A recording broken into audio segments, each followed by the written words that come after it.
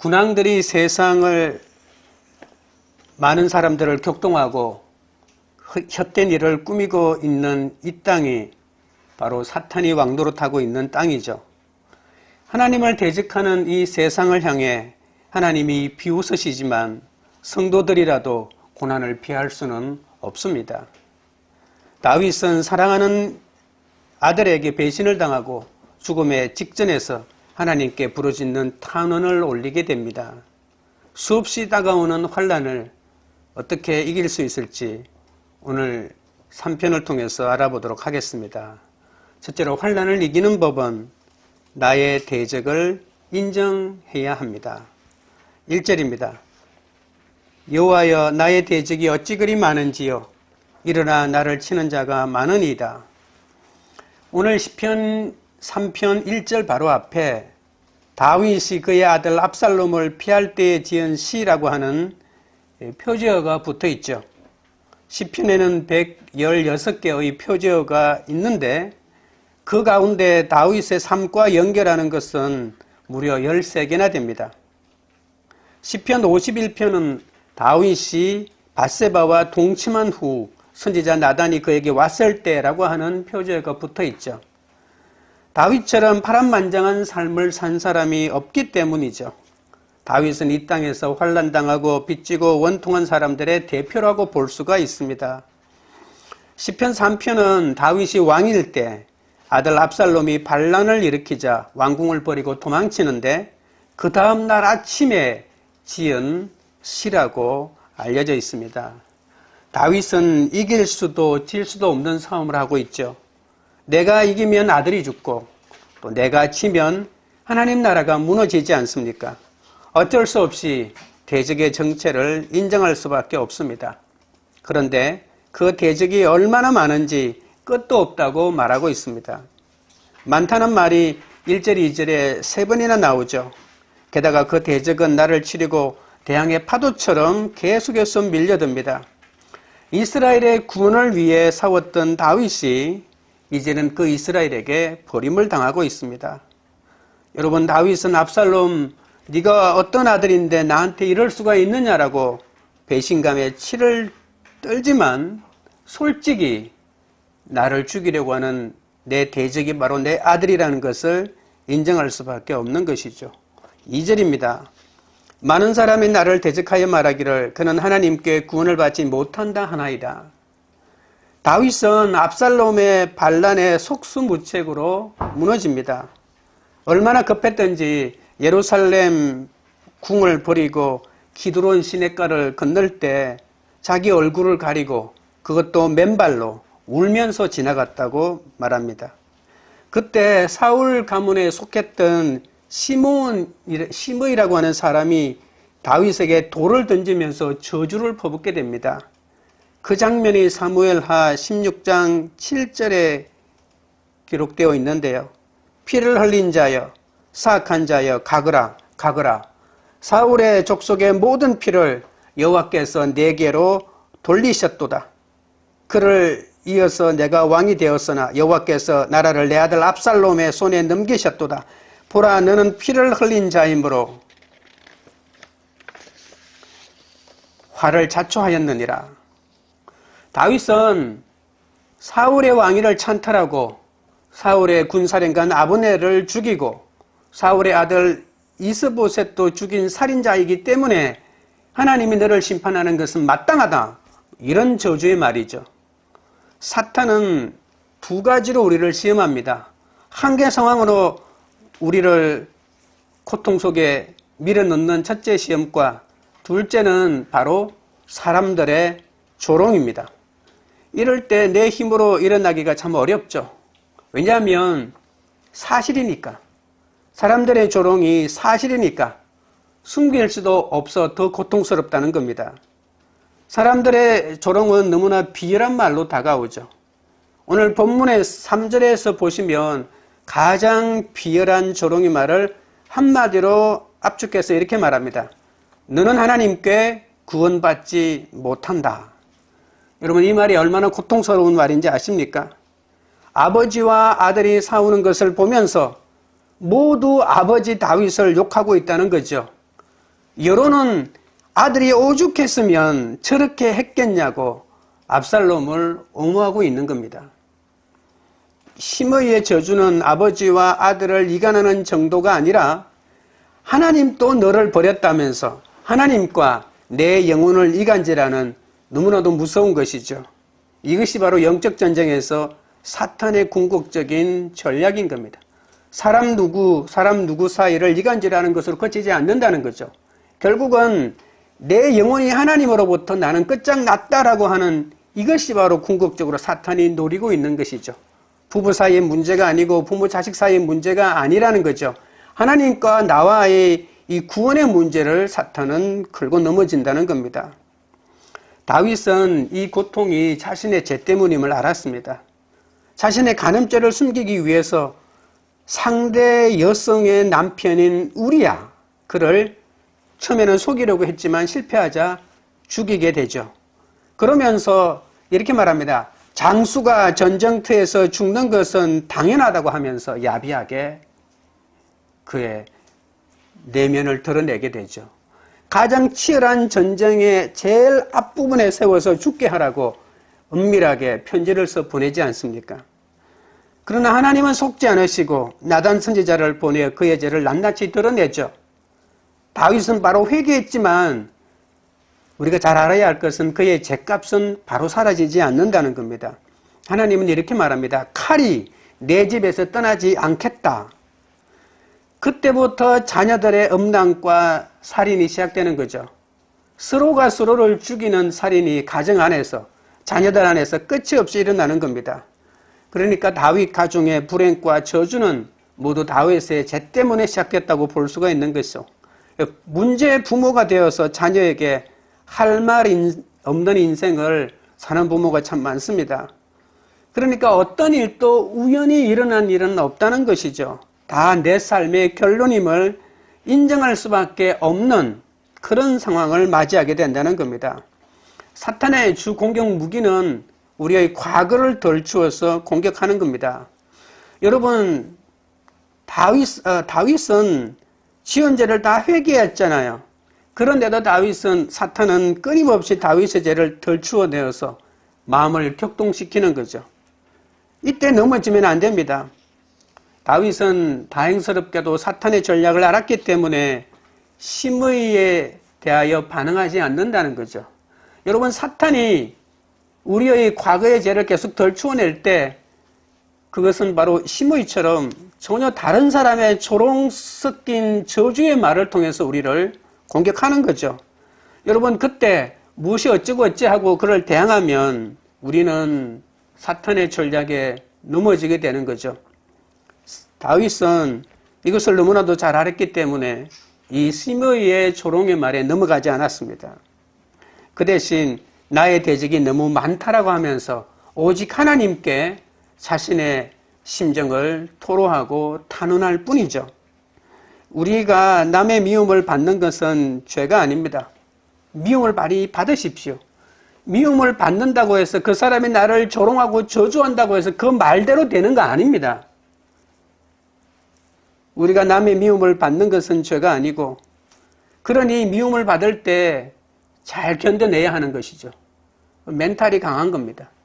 욕하는 것도 견뎌내고 수모를 주는 것도 견뎌내야 하는 거죠. 최근에 어떤 유명한 작가는 수모를 견디는 능력이 있어야 큰 지도자가 될 수 있다고 말하기도 했습니다. 죄는 현실을 바로 대면하지 못하고 끄떨게 하죠. 사람은 힘들 때 별거 아니라면서 고통을 부인합니다. 고통을 빨리 잊는다면서 애써 태어난 척 나는 고통을 안 느끼고 있는 것처럼 행동합니다. 힘든 현실을 잊고 다른 곳에 관심을 돌리려다가 일 중독에 빠지고 여자 중독에 빠지고 술 중독에 빠지는 거죠. 그러다가 결국 그 중독이 오히려 나를 더 함몰시키는 거 아니겠습니까? 또한 힘든 현실을 소극적으로 회피하다 보면 우울증에 걸리기도 합니다.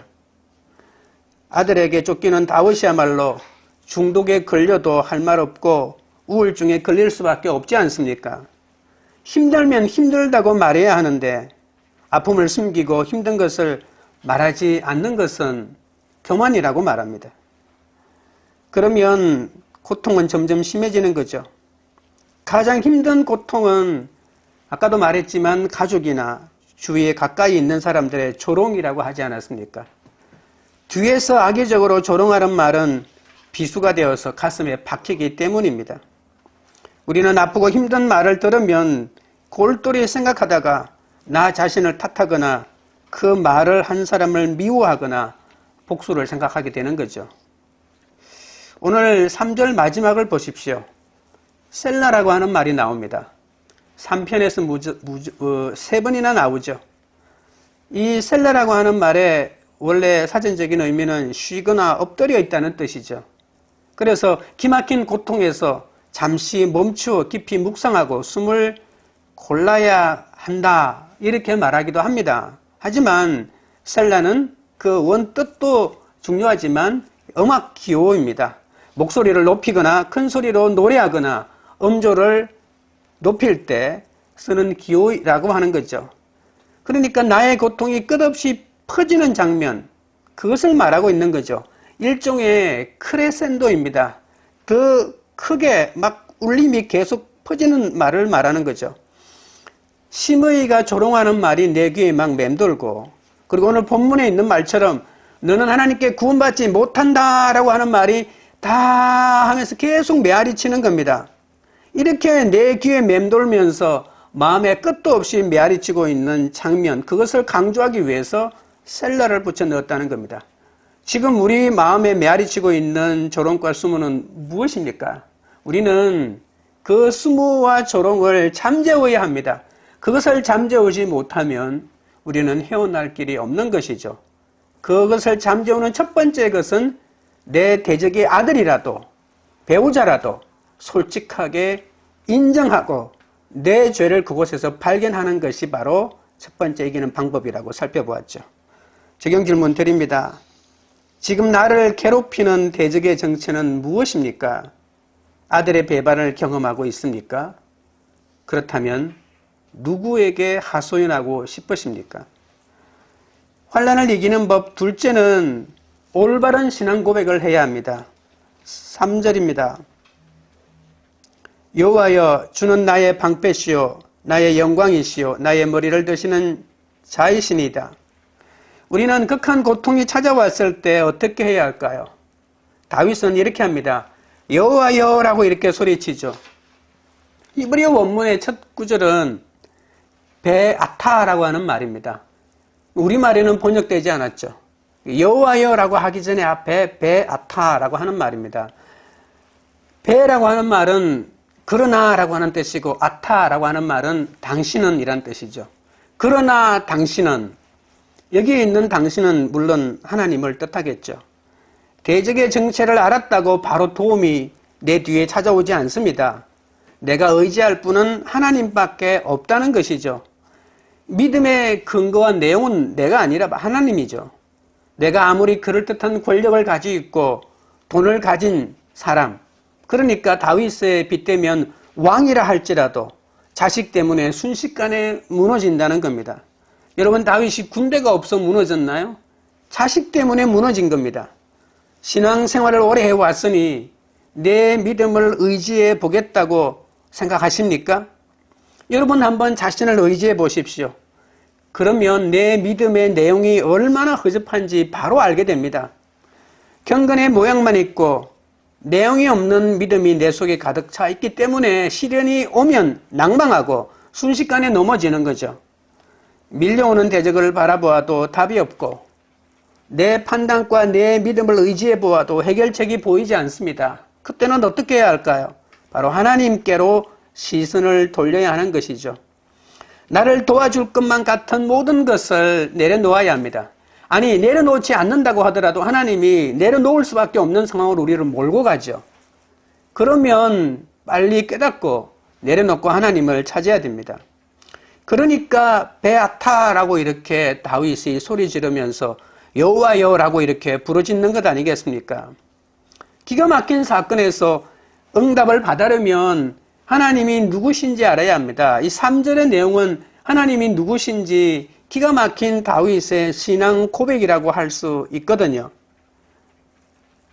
믿음의 내용이 없기 때문에 시련이 오면 실망하고 좌절하는 것이 우리의 모습인데 다윗은 이렇게 세 가지로 하나님에 대한 신앙 고백을 합니다. 주는 나의 방패, 나의 영광, 나의 머리를 드시는 분이십니다 라고 고백하죠. 주는 나의 방패라고 하는 말을 제일 먼저 고백한 사람이 바로 창세기 15장에 나오는 아브라함입니다. 여러분, 방패는 방어용 무기죠. 하나님은 우리가 수많은 대적과 맞설 때 필요한 방패가 되어 주신다는 말입니다. 주님은 나를 온전히 감싸 주셔서 모든 위험에서 우리를 보호하십니다. 내가 전혀 예상하지 못한 적의 공격도 완벽하게 막아주신다는 그런 뜻이죠. 여러분, 주님이 막으시면 뚫을 자가 없습니다. 주님은 나의 영광이라고 하는 말은 나의 명예를 회복시켜 주시는 분이란 뜻이죠. 다윗의 명예는 뭡니까? 다시 왕자에 올라가는 거죠. 다시 왕이 되고, 이것은 아들의 구테타에 불과했다고 이 사건의 모든 의미를 말해주는 거겠죠. 다윗은 비록 궁에서 쫓겨나고 나라에서도 쫓겨났죠. 지금으로 치면 요르단으로 완전히 도망을 칩니다. 하나님이 다윗에게 주신 영광이 손상을 받지 않도록 하나님이 이 모든 상황을 원래대로 돌이켜준다라고 하는 것이 주님은 나의 영광이라고 하는 말 속에 들어가 있는 거죠. 최고의 영광을 경험했던 다윗은 지금 너무나 비참하여 고개를 들 수조차 없지 않습니까? 물론 회개했겠죠. 여러분, 회개했다는 것은 회복의 출발입니다. 회개했다고 하나님이 모든 상황을 순식간에 바꿔주지 않는다는 겁니다. 이런 기가 막힌 상황에서도 하나님에 대한 정확한 신앙 고백을 하도록 하나님이 우리를 이끌어 간다는 거죠. 여러분, 시므이가 한 말이 틀린 말이 하나도 없다고 이 다윗이 다 인정하고 있지 않습니까? 여러분, 만약에 다윗이 죄가 없었다면, 시므이가 애매한 말로 자기를 모함했다면 얼마나 좋겠습니까? 그런데 시므이가 한 말이 다 사실이라고 다윗이 인정한 겁니다. 이 절체절명의 순간에 죄인인 것을 고백하고, 내가 하나님 앞에 나 죄인입니다라고 고백하고, 그리고 다른 사람이 너 죄인이지라고 해도 무엇이 어째라고 하는 것이 아니고, 맞습니다. 내가 그 죄인입니다. 오늘 아침에 저도 그렇게 죄인이라고 하나님 앞에 고백했습니다. 당신이 나한테 지적하는 말이 맞습니다. 이렇게 해 나가야 된다는 거죠.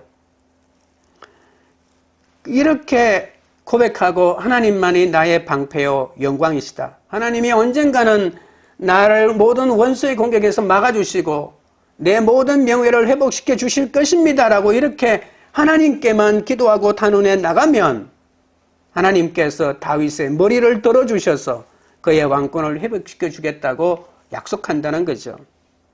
여러분, 우리도 고난의 한가운데서 주님만이 나의 방패, 나의 영광, 나의 머리를 드시는 분이시다라고 하는 고백을 멈추지 말아야 합니다. 4절입니다. 내가 나의 목소리로 여호와께 부르짖으니 그의 성산에서 응답하시도다. 셀라.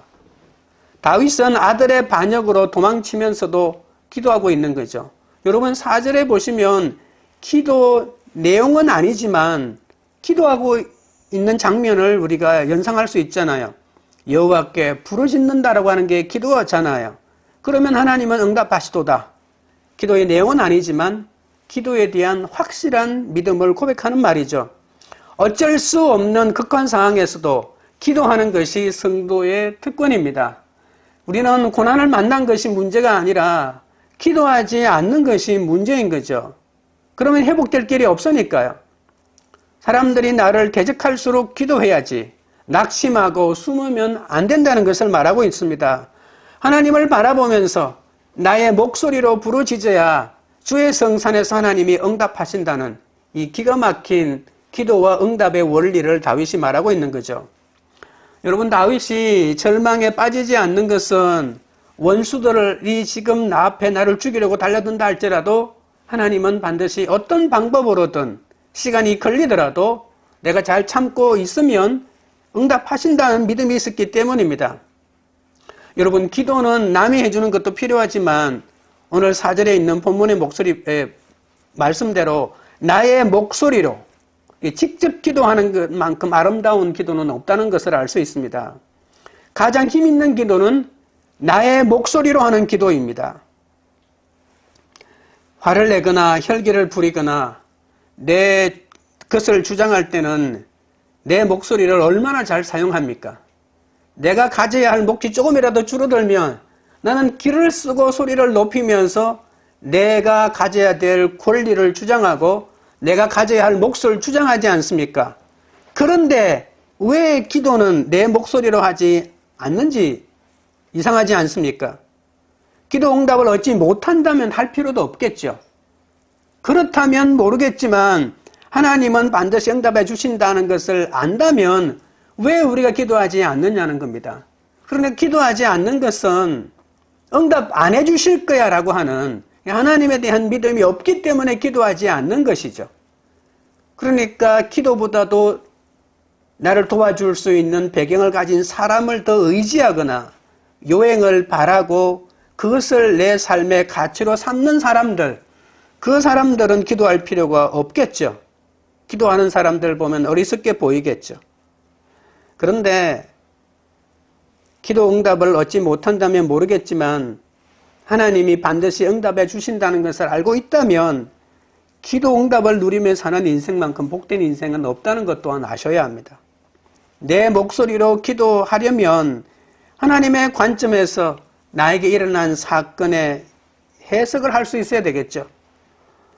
여러분 시편 3편처럼 압살롬과 다윗의 인생을 배경으로 읽으면 훨씬 더 큰 은혜로 이 시를 이해할 수가 있게 되는 것처럼 우리가 하나님의 말씀을 내 사건 속에 일어난 사건에 빗대어서 내 사건을 해석할 수만 있다면 우리가 하나님의 뜻대로 기도할 수 있고 우리의 기도는 더 풍성해질 겁니다. 그러니까 구속사에 구별된 가치관으로 주님의 뜻을 묵상하면 애매한 고난을 겪고 비난당하는 것 같아도 하나님께서 그 사건을 통해서 나에게 또는 우리 가정에 주시는 뜻이 있다. 내가 들어야 할 말씀이 있다. 내가 새겨야 할 하나님의 말씀이 있다는 것을 깨닫게 된다는 것입니다. 그러니 누구를 탓하거나 사건 자체에 집착하지 마십시오. 어떤 사람은 하나님이 쓰시는 도구에 불과합니다. 심의에 집중해서 심의 저놈은 나의 원수다라고 심의 복수만 생각했다면 다윗은 하나님이 자신에게, 자신의 가정에게 하시는 하나님의 뜻을 들을 수가 없었을 것입니다. 다윗은 압살롬을 배은망덕한 죽일 놈이라고 생각했다면 절대로 제대로 기도할 수도 없었고 응답도 받지 못했을 겁니다. 여러분 다윗의 맏아들 암논이라는 사람을 아시죠? 어머니는 다르지만 그의 동생인 압살롬의 누이 동생, 그러니까 압살롬과 같은 엄마인 이 다말이라고 하는 여동생을 너무나도 좋아해서 상사병이 걸립니다. 언제 저 여동생을 노릴까라고 생각하다가 거짓말을 써서 결국은 급탈하죠. 그러고는 바로 무엇 때문인지 몰라도 미움이 일어나가지고 그 다말을 버리게 됩니다. 압살롬은 다윗이 암논에게 엄청난 벌을 내릴 줄 알았어요. 그런데 아버지가 아무 말도 하지 않는 거예요. 그래서 압살롬은 마음에 큰 불만을 품게 됩니다. 내가 그러면 직접 저 형을 내가 죽이고 말겠다. 무려 2년 동안 죽일 틈을 노리게 되죠. 그러다가 드디어 암논을 2년 후에 죽이게 됩니다. 그리고는 도망을 칩니다. 어머니 나라, 자기를 낳아준 친어머니 나라인 갈릴리 위쪽으로 도망을 치게 되죠. 그곳에서 3년 동안 숨어 지냅니다. 그런데 다윗이 자기 아들 압살롬에게 오라는 소리를 안 하는 거예요. 그래서 요압 장군이라고 하는 사람이 다윗에게 이러시면 안 됩니다. 불러와야 합니다. 이렇게 설득을 하고 그러면 다시 3년 만에 압살롬을 예루살렘 궁으로 오게 합니다. 그런데 여러분 예루살렘 궁은 그렇게 넓지도 않습니다. 그런데도 오긴 왔는데 2년 동안 한 번도 이 아버지 다윗이 압살롬의 얼굴도 보지 않습니다. 그러니 압살롬은 자기가 가지고 있는 그 복수심이 얼마나 불타올랐겠습니까? 아니, 암논은 자기 형은 죽였지만 아버지에 대한 이 원한은 더 깊어갔다고 말할 수 있습니다. 압살롬은 아들 3명, 딸 1명을 낳았거든요. 그런데 이 딸 이름을 누이 이름과 똑같이 다말이라고 이렇게 지었어요. 그러니까 누이 다말에 대한 집착이 얼마나 강했는지 볼 수 있겠죠. 물론 이것도 압살롬의 불쌍한 어떤 인생 여정 가운데 하나겠죠. 그 누이에게 그렇게 집착할 필요가 없는데 사랑이라고 생각했지만 결국은 집착한 거죠. 집착하면 어떤 일이 벌어지냐면 누이를 겁탈한 형이 얼마나 믿겠습니까? 그런데 죽일 일은 아니죠. 그것도 아버지마저 죽일 일은 아니죠. 너무나도 억울하겠지만 가족을 죽일 일은 아니라는 것인데 집착하니까 자기가 자신을 보려고 하지도 않는 아버지를 죽이고 싶은 복수심이 아버지에게로 그대로 옮겨진 것입니다. 압살롬은 다말 사건 이후에 무려 11년 동안 아버지를 내가 죽이겠다. 이 나라를 뒤집어 엎어 내가 왕이 되어 아버지를 죽이겠다고 하는 이 치밀하고도 은밀한 준비를 11년 동안이나 하게 되고 마침내 반란을 일으키게 되는 거죠. 여러분, 내가 애매하게 당하는 것 같아도 그 사건을 통해서 하나님이 나와 내 가정에 하실 말씀이 있다는 사실을 꼭 명심하셔야 합니다. 가족은 나를 사랑하기 때문에 붙여진 사람들인데 가족을 탓하고 사건에 너무 집착하면 이렇게 압살롬처럼 전혀 엉뚱한 복수심으로 원망하게 된다는 것입니다. 여러분, 압살롬의 마음은 한편으로는 이해가 되지 않습니까? 형제를 죽이고 그러나 아버지를 죽이기까지 집착하면 자기의 삶도 결국은 파탄이 날 수밖에 없는 것이죠. 사람에 대한 미움과 집착을 해결하지 않으면 기도응답을 누릴 수가 없고 내가 원하는 기도응답은 내 복수가 성공하고 그리고 마침내 저놈을 죽이는 것이 그 사람의 기도응답이겠죠. 그러니 내 속에 있는 미움과 집착을 해결하지 않는 기도라고 하는 것은 얼마나 위험한지 알 수 있습니다. 압살롬은 삐뚤어졌지만 부모에게 받았던 상처가 너무 많았죠. 아버지 다윗은 자녀들 사이 일어난 죄악을 제대로 대응하지 못했고 손과 발이 가는 수고 없이 끝으로 드러난 문제만 급급하다가 결국 가정이 쑥대밭이 되고 맙니다. 자신도 밧세바와의 간음죄를 숨기려고 그 남편까지 죽이지 않았습니까? 그러니 암논의 죄를 어떻게 제대로 물을 수가 있었겠습니까? 만약 다윗이 압살롬은 아들도 아니다. 내가 저를 어떻게 키웠는데 자식은 믿을 게 못 된다라고 생각했다면 그의 인생은 그대로 끝이 났을 것입니다. 우리도 내 속에 끔찍한 압살롬이라고 하는 존재가 다 있습니다. 근데 그것을 물리쳐야 합니다. 내 속에 다말 같은 끔찍한 상처를 어떻게 하면 잊을 것인지를 우리는 고민해야 합니다. 이것을 내 속에 있는 압살롬 같은 집착과 다말 같은 상처를 잊을 수 있는 방법은 이 모든 사건이 하나님께서 우리 가정에 주신 사건이라는 것을 깨달아야 됩니다. 그러기 위해서 우리가 기도해야 되는 거죠. 하나님의 말씀을 듣는 사람만이 입술을 깨물고 신음을 토해내면서 피나는 피눈물로 기도할 수 있겠죠. 압살롬의 관점에서 또는 다윗의 관점에서 성경을 묵상하는 것, 그것이 응답받는 지름길입니다. 이렇게 해석된 말씀으로 하나님이 나를 붙들어 주시면 우리가 이기지 못할 싸움이 어디 있겠습니까? 내 속에 있는 압살롬의 집착을 이길 수 있고 내 속에 있는 다말 같은 상처도 극복해낼 수가 있지 않겠습니까?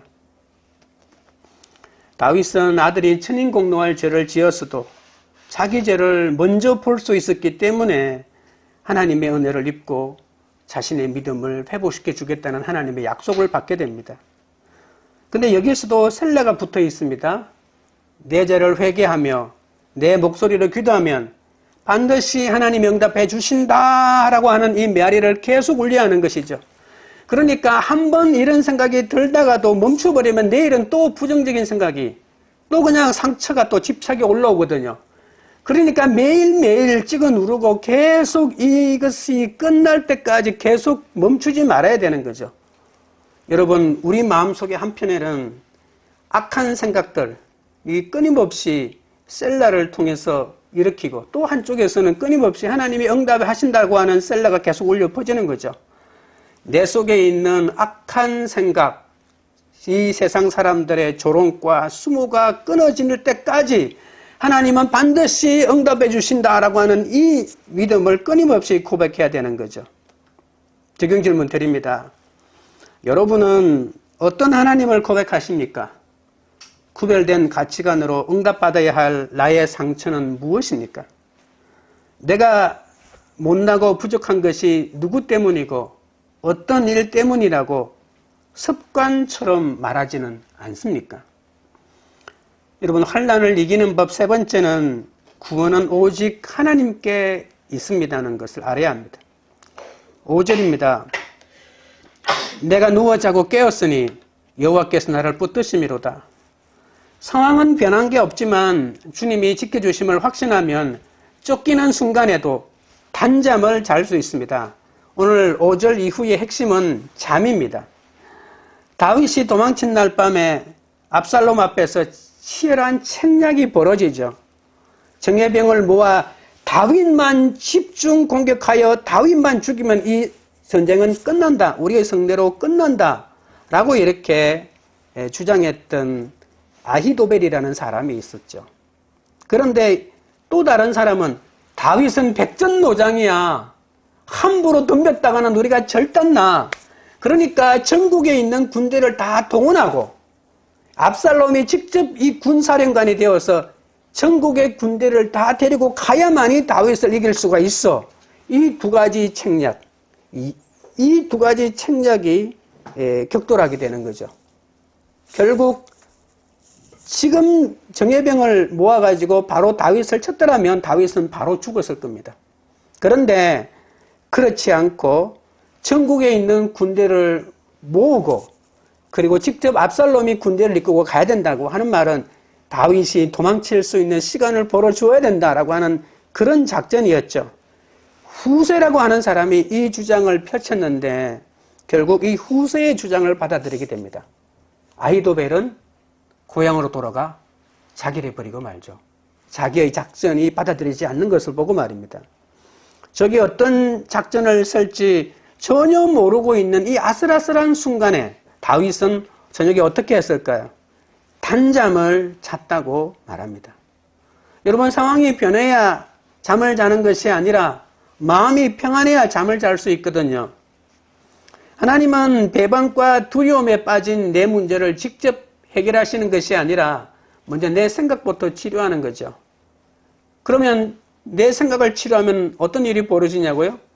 단잠을 자는 역사가 일어나는 거죠. 우리는 걱정이 생기면 잠을 못 잡니다.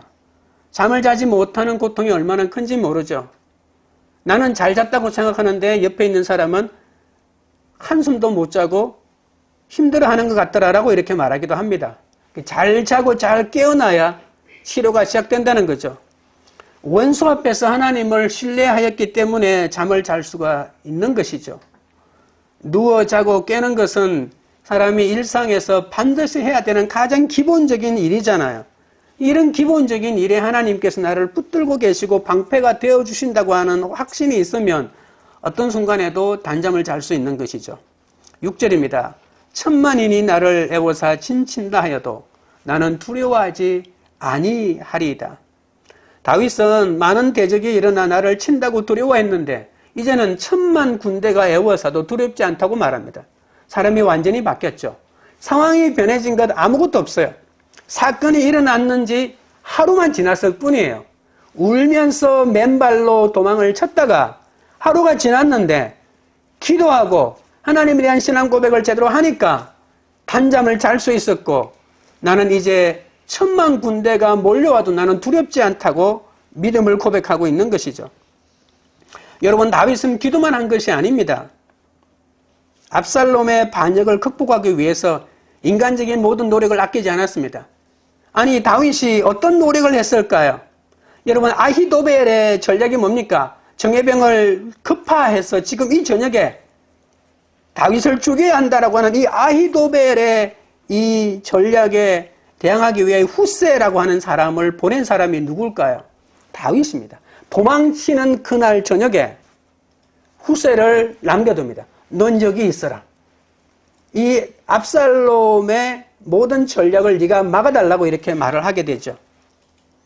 여러분, 후세의 전략을 받아들인 것은 하나님이지만 그 전략을 주장할 후세를 보낸 사람이 바로 다윗이라는 겁니다.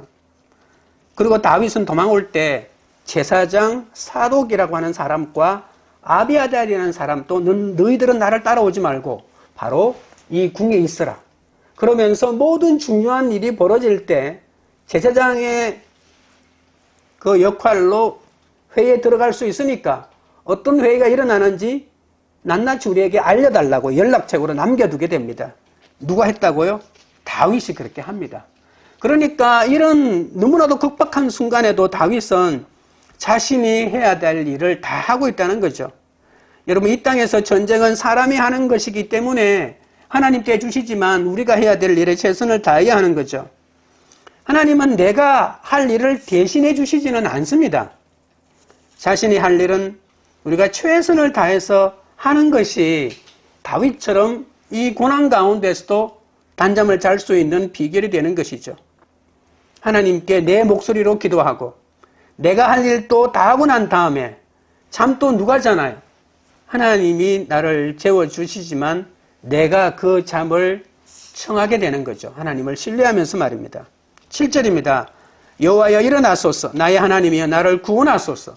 주께서 나의 모든 원수의 뺨을 치시며 악인의 일을 꺾으셨나이다. 여호와여 일어나소서라고 하는 이 다윗의 이 기도의 핵심입니다. 기도하겠다라고 하는 그 기도를 설명하고 난 다음에 이제 본격적인 기도 가운데 첫 마디가 여호와여 일어나소서라고 하고 있거든요. 하나님이 직접 전쟁의 한복판에서 싸워달라는 그런 요청입니다. 여러분, 이스라엘이 출애굽에서 광야를 지날 때 시내산에서 1년을 보냈거든요. 거기에서 십계명도 받고 하나님과 언약도 체결하고 그리고 성막도 짓게 되죠. 이런 일들을 다 하고 난 다음에 오합지졸에 불과한 이 무지랭이들이 하나님의 백성으로 거듭나게 됩니다. 1년이 지납니다. 여러분, 시내산에 도착하는 성경 구절이 바로 출애굽기 19장이죠. 그리고 민수기 10장 10절에 1년의 기간이 지나고 이제 이 시내산을 벗어나서 가나안 땅으로 출발하게 되는데 그 첫 번째 출발할 때 출발 이렇게 모세가 말하지 않고 바로 민수기 10장 35절에 모세가 이런 말을 하면서 출발을 알립니다. 여호와여 일어나사 주의 대적들을 흩으시고 주를 미워하는 자가 주 앞에서 도망가게 하소서라고 이렇게 소리칩니다. 이 소리를 치니까 모든 이스라엘이 일어나서 이제 행진하게 되는 거죠. 그러니까 모세는 이스라엘 백성들이 행진할 때마다 여호와여 일어나사 대적을 흩으시고 주를 미워하는 자가 주 앞에서 도망가게 하소서 이렇게 하나님이 앞서 나가시면 이스라엘 백성 그 뒤를 따라가겠다라고 하는 신앙 고백이 이 말 속에 담겨 있는 거죠. 이스라엘 백성들은 모든 행진은 하나님께서 일어나심으로 시작했습니다. 하나님이 직접 거룩한 전쟁을 진두지휘하시는 거죠. 우리의 모든 싸우는 영적 전쟁의 최일선에 서서 지휘하는 분은 바로 하나님이십니다. 여러분, 시편에서 여호와여 일어나소서라고 하는 말이 30번 이상이나 나옵니다. 우리는 무시받고 자존심 상하는 일을 겪을 때 너무 힘들어 하잖아요. 그런데 하나님은 수모와 조롱을 잘 견디면 모든 원수의 뺨을 치고 악인의 일을 끊고 그 원수를 대신 갚아주시겠다고 하는 거죠. 어떤 환난에 처해서도 하나님을 찾아야 합니다. 왜냐하면 구원은 오직 하나님께 달려있기 때문입니다. 8절입니다. 구원은 여호와께 있사오니 주의 복을 주의 백성에게 내리소서 셀라. 여기서 말하는 주의 백성은 누굴까요? 나야? 아닙니다. 다윗의 입장에서 주의 백성은 누굽니까? 한때는 자기를 웃들어 받들었지만 지금은 자기를 배신하고 아들 압살롬이 옳다고 따라갔던 그 사람들. 그런데 다윗은 자기를 죽이려고 했던 그 백성을 향하여 복을 빌어주고 있다는 사실입니다. 그들의 멸망을 위해서 기도하지 않고 저들은 아무것도 알지 못하니 저들에게 복을 주십시오. 저들은 죽어야 될 사람이 아니고 바로 당신의 백성들입니다. 라고 이렇게 말하고 있는 거죠. 여러분, 자신을 죽이려고 했던 자들에게 보복해달라고 하는 기도와는 전혀 차원이 다른 기도를 하고 있는 겁니다. 그런데 이 기도가 우연히 나왔을까요? 아닙니다. 시므이가 다윗을 저주하자 다윗의 부하인 아비새가 내 주 왕을 저주하는 저 죽은 개 같은 놈의 머리를 내가 베어버리겠다라고 이렇게 소리치거든요. 그때 다윗이 안 된다 아비새야 그러지 말라라고 하면서 뭐라고 말했냐면 사무엘하 16장 11절 12절에 이렇게 말합니다. 내 몸에서 난 아들도 내 생명을 헤아려 하는데 이 베냐민 사람이냐 여호와께서 그에게 명령하신 것이니 그가 저주하게 버려두라. 혹시 여호와께서 나의 원통함을 감찰하시리니 오늘 그 저주 때문에 여호와께서 선으로 내게 갚아주실 것이다. 여러분, 다윗의 인물의 크기가 얼마나 웅장한지 이 본문에서 알 수 있잖아요. 무엇이 어쩌고 어째라고 하면서 당장 죽여라고 말할 수 있잖아요. 시므이는 장군이 아닙니다. 근데 이 요압의 동생 이 아비새는 대장군 중에 대장군이잖아요. 죽여라고 하면 바로 죽일 겁니다. 그런데 하나님이 시므이에게 나를 저주하라고 했다. 저 저주를 내가 잘 들으면 하나님이 혹시라도 나를 선하게 대해주실 것이다. 이렇게 말하고 있는 것이잖아요. 여러분, 그런데 여러분 주위에서 여러분에게 조금 비난하는 말 좀 들으시면 안 됩니까? 여러분을 멸시하는 말 들으십시오. 하나님이 갚아주시거든요. 난 못 참아. 이게 아니고요. 애매하게 비난하는 것도 들으십시오. 맞다고 해주십시오. 나의 원통을 하나님이 감찰해 주실 것이니까 하나님이 그렇게 시켰다고까지는 말 못한다 할지라도 그냥 못 들은 척하고 넘어가십시오. 이것이 다윗이 하나님에 대한 신앙을 잘 닦았기 때문에 이런 위기에 처해서도 그렇게 하나님을 고백할 수 있었던 것이죠. 자신을 향한 그 어떤 저주와 모욕도 하나님의 손에 맡깁니다. 하나님의 섭리를 생각하면서 어떤 말도 겸허하게 받아들이는 것이 그것이 바로 믿음이거든요. 환난 중에 있더라도 주의 자녀라는 정체성을 잊지 말고 하나님을 의지해야 합니다. 이 땅에서 배반당해도 말씀으로 해석하여 내 탓으로 여길 때 이 구원의 기쁨과 감사가 넘치게 되는 거죠. 우리가 영원토록 불러야 할 노래는 구원은 오직 하나님께 있다는 고백 아니겠습니까? 여기도 셀라가 붙어 있어요. 너는 저주받아 너는 구원받지 못한다 라고 하는 소리가 미칠 것 같습니다. 그러나 또 한편에서는 오직 구원은 하나님께 있다라고 하는 소리가 울려 퍼지는 거죠. 어느 편을 택하시겠습니까? 어느 편의 셀라를 택하시겠습니까? 너는 구원받지 못한다라고 하는 이 사탄의 끊임없는 저주를 물리치고 오직 구원은 하나님께 있다라고 하는 이것을 받아들이십시오. 그리고 나를 저주하는 사람도 주의 백성이니 저들을 불쌍히 여겨달라고 기도하면서 오직 구원은 하나님께 있다는 끊임없는 이 믿음을 고백하고 나갈 때 우리는 마침내 환난을 이기는 하나님의 놀라운 사람이 되고 새로운 사명으로 나아가는 하나님의 사람들이 될 것입니다. 적용 질문 드립니다. 나를 대적하고 배반한 원수라도 원수 갚는 일을 하나님께 맡기고 있습니까? 구원은 오직 여호와에게서만 온다는 것을 인정하고 보복의 기도가 아닌 용서의 기도를 잘 드리고 있습니까? 말씀을 맺겠습니다. 환난을 이기는 법은 나의 대적을 인정하는 겁니다. 대적이 많다고 엄살만 부리지 말고 자존심을 내려놓고 위기 앞에서 솔직히 내 죄를 인정해야 합니다. 환난을 이기는 법은 올바른 신앙 고백으로 기도해야 합니다. 하나님이 어떤 분이신지 알면 원수가 조롱해도 놀라지 않습니다. 하나님만이 나의 방패시오 영광이시오 머리를 드시는 분이시기 때문이죠. 내가 내 목소리로 기도하며 말씀의 거룩한 관점으로 사건을 해석하고 그렇게 나가면 반드시 하나님께서 응답해 주십니다. 환난을 이기는 법은 오직 구원은 하나님께 있음을 알아야 합니다. 원수 갚는 것도 하나님께 맡기고 보복이 아닌 비난하는 자들에게도 복을 내려달라고 기도함으로 나도 살고 남도 살리는 그런 영원한 복음을 전하는 여러분 되시기를 주님의 이름으로 축원드립니다. 찬양 드리고 기도하겠습니다.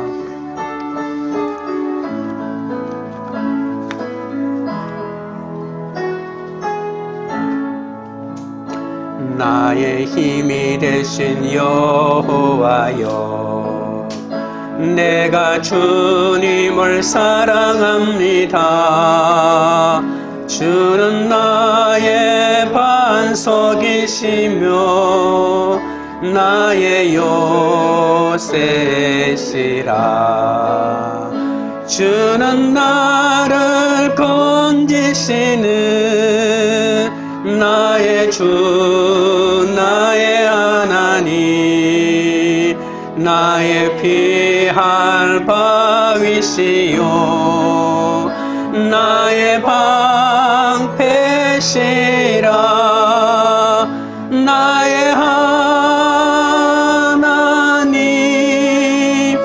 나의 하나님, 구원의 뿌리시요 나의 산성이라.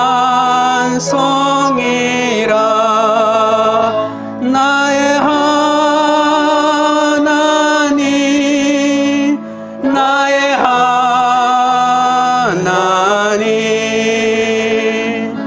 그는 나의 여호와, 나의 구세주, 나의 생명이신 여호와여, 내가 주님을 찬양합니다. 주는 나의 사랑이시며 나의 의지시라.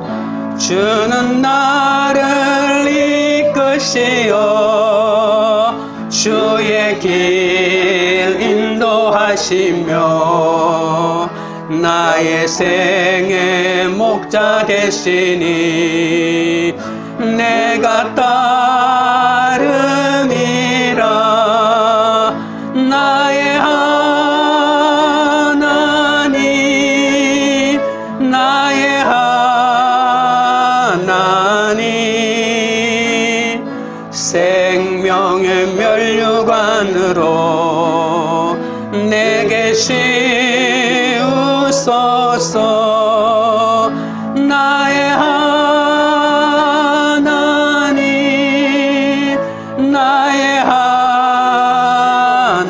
하나님, 그는 나의 여호와, 나의 구세주. 우리가 기도하실 때 지금 나를 치르는 대적의 비열한 저주에 놀라지 않고 주님의 이름을 부르며 하나님만이 나의 방패와 영광과 머리를 젖시는 분이심을 고백하게 해달라고 기도하겠습니다. 구별된 가치관으로 내 상처가 응답받도록 기도하고요. 내가 못나고 부족한 것이 누구 때문이며 어떤 일 때문이 아니라 그런 습관적인 말을 내가 멈추게 해달라고 기도하겠습니다.